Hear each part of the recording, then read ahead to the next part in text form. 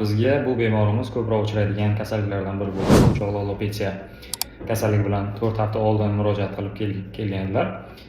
Kelgan vaqtlarda boshning sochli qismi ayrim sohalarda sochning o'choqli to'kilishi holatlari bor edi.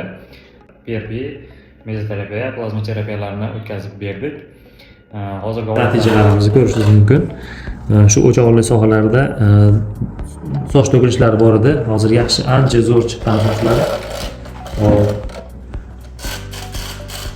Ko'rishingiz mumkin. Mana bu yerni ko'rsating, mana bu yerni. Muolajadan keyingi sochlarni chiqqanlari yaxshi natija olganmiz. Xudo xolasa yana bir oylardan keyin bundan ham yaxshiroq sochlar chiqib ketadi.